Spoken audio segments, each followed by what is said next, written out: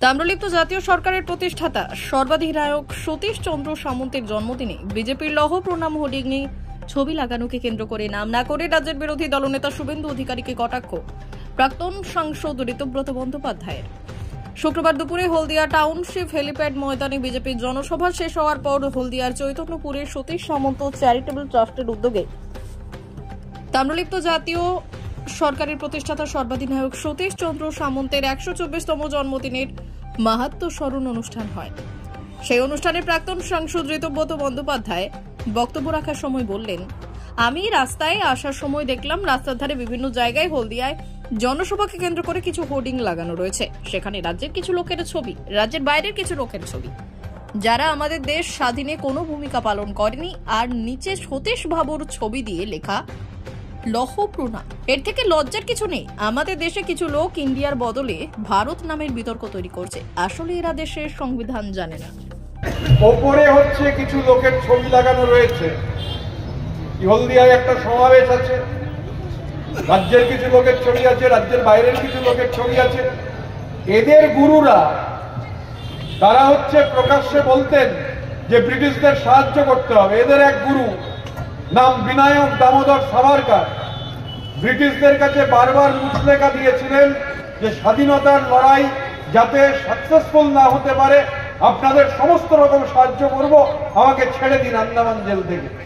তার সেই যে মার্সি পিটিশন ইংরেজিতে বলে, ক্ষমা প্রার্থনা করে ক্ষমা ভিক্ষা করার যে 4খানা চিঠি, তাই ইংল্যান্ডের ওদের মিউজিয়ামে দেখানো রয়েছে।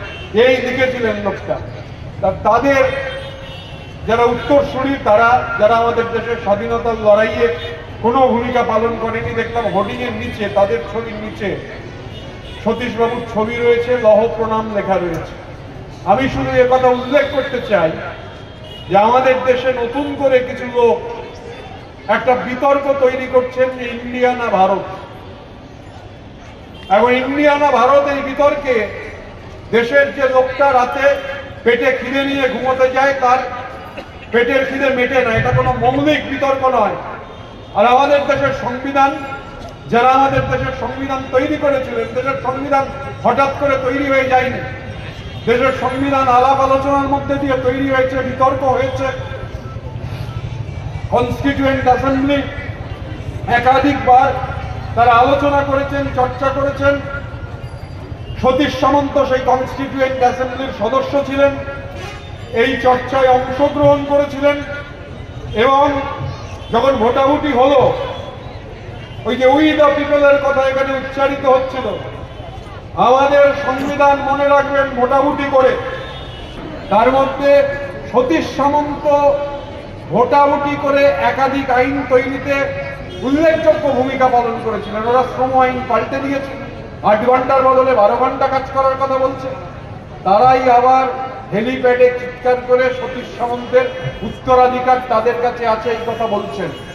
আমরা বলছি গোটা দেশের যে মৌলিক ভাবনা, ভারতবর্ষের যে মৌলিক ভাবনা, জাতীয় কংগ্রেসের একটা অধিবেশনে সেই জ্যোতির্ময় পুরুষ উপস্থিত হয়ে যখন হচ্ছে উচ্চারণ করছেন,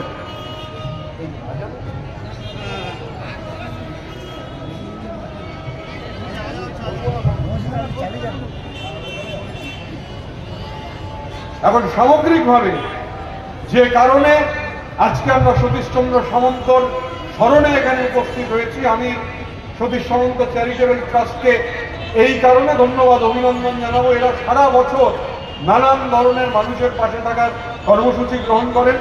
মিলনদার মতো কর্মযোগী লোক, তার ধারাবাহিক উদ্যোগ রয়েছে মানুষের পাশে দাঁড়াবার। এবং সতীশ সামন্তর জন্মদিবসের থেকে মানুষের পাশে দাঁড়াবার অন্য ভালো কোনো দিন হতে পারে না। আরও একবার সতীশ সামন্ত চ্যারিটেবল ট্রাস্টের এই ঐতিহাসিক উদ্যোগকে সাধুবাদ জানিয়ে, ধন্যবাদ জানিয়ে, সর্বাধিনায়ক সতীশচন্দ্র সামন্তের অমলিন স্মৃতির প্রতি শ্রদ্ধা জ্ঞাপন করে আমি আমার কথা শেষ করছি।